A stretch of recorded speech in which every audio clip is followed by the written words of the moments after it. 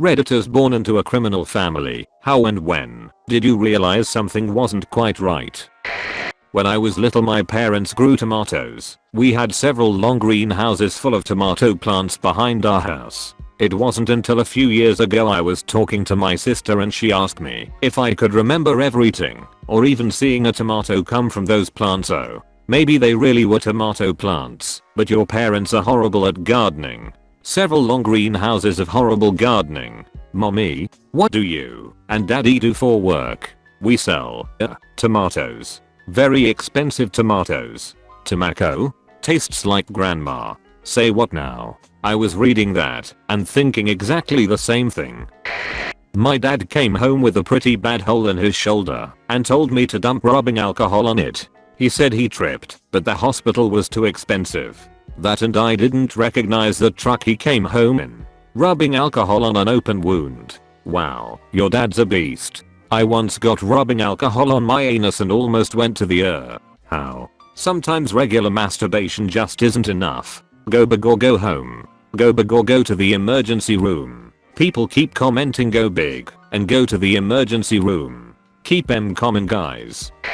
When I was a young child, my brother, William, got convicted with murder. The police, while looking for him, woke our family up in the middle of the night, kicking our door in and dragging him out. My mother woke me up pissed off because they broke our door. Not that he wouldn't be coming back for about 20 years, but that our door was now broken. I remember thinking that night of how much was my family actually into if this could happen without batting an eye. This leaves me with too many questions. Not upset their child was being taken away. Just pissed about the door. We knew you were coming, but damn. The door? I'm not sure, and I'm not in the psychology field or anything, but this actually doesn't surprise me much. Some people find it difficult to deal with major problems and events directly. She may simply not have wanted to think about the fact that her son just got taken away by the cops, so she focuses her anger on something else, so she doesn't have to think about it, because thinking about it would be too painful. My dad was arrested one night. Arrested really politely, granted, by the sheriff's deputies. Anyway, what happened was that he had threatened to break my sister's arm earlier that day. The deputies came by to pick him up, and he came upstairs to tell me. My room was small, and I was working on something while sitting on the floor, a shirt that I was refitting. I had my shirt off, so I could keep trying it on and adjusting it more. He didn't knock, opened the door, smacked me in the butt with it with two strangers standing right there with him. I asked what the hell he did, but I was more annoyed with the fact that he had opened my door without knocking. I think I was also 17 at the time. When you live with enough on a weekly basis from one person in particular, nothing big they do surprises you. You start to accept that that's just how they are, and it becomes more of an eye-roll worthy thing at that point. Ugh, couldn't you f***ing knock? Pulling shirt on in a hurry. What the fuck did you do? Fine, whatever, bye. My dad wasn't a big criminal or anything, just an abusive manic depressive prick who didn't take his meds. I hope the shirt turned out fabulous. As a child, I spent most of my time with my grandmother. Every day after a soccer game, all of us will go to my house and my grandma will cook up something for all of us. Even when I move away for university, the guys still come over and help my grandma do her groceries, water her garden, and help her around the house. Then one day my grandma call me and say that most of the guys are gone because the police are after them for drug trafficking, and apparently one of the guys is actually the big boss of the region. All my grandma cared about at that point was how is she going to go grocery shopping from now on. My grandma used drug trafficking gang to do house chores for her. Your grandma is the real log. She was probably the kingpin, making her lackeys do all the dirty work, aka bring in her groceries. Worried about how she'll get her groceries now? How will she transport her precious vegetables to regions that will benefit her? How has being a Redditor impacted your daily life? Oh, you mean like staying on Reddit all day? I swear to God I was going to ask the exact same question with the exact words you used. I don't know if I belong in this thread, but growing up I was told my dad was a construction worker, that's why he's gone at night. He always counted a lot of money, like several piles of hundreds. Once my dad gave me and my siblings like $500 each. I used to sit in my room for hours because my dad had friends over. Sometimes we got to get pizza when he had friends over. I think I realized something was up when I learned what weed was and how much there was in my house. Several gym bags worth at least. Now that I think about it, there was a lot that should have tipped me off, like how I was never allowed to answer the door, the expensive gifts, the fights with people I didn't know. His arrest confirmed my suspicions though. Gym bags full of pot and pizza go hand in hand. My mom used to take me along to friends' houses and let me chill ordering PPV movies and eating pizza for hours. When we got the new computer, mid 1990s, my sisters and I got suspicious. It wasn't until we were all in our 20s that my mom admitted she dealt pot for a few years. Oh, a happy end. That's good. Weed doesn't hurt anyone. Your mom made a lot of money and you didn't have to pay for it because she managed not to get attested. Attests ruin families. If you mean arrests, yes, and I think the risk might not have been worth it, although I know too little of the circumstances to say something definite. I'm just happy that it worked out for that family and nobody had to suffer. I was just pointing out your typo. My great-gramps changed his last name to the one I have now due to a murder he committed way back.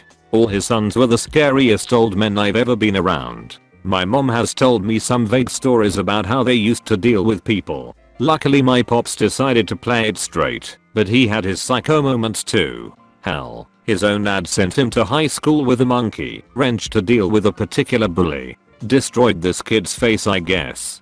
To this day there are folks in town who call my dad Wrench. Wow. Gotta tell Pop how much the internet likes him. Wrench is an excellent nickname, especially when you earned it. He paid the iron price for it. The chromium vanadium steel price. You bet your ass it was a craftsman from Sears Roebuck. His name was drop forged.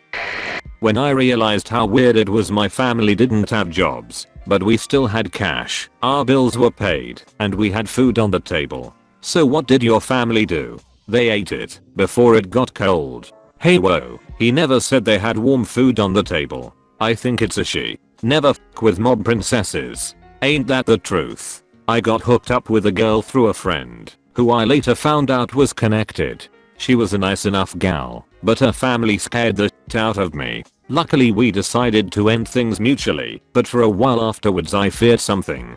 Spent some time with a girl from Mexico during in college. She didn't live in the dorms, but had her own real swanky apartment close by. During breaks she would fly back to Mexico, where her family apparently had an island they would all vacation at. I asked her what her parents did, and she would just say they were in the steel business. Naturally I suspected that her family was in a Mexican mob or something. Sadly I never saw her again after graduation.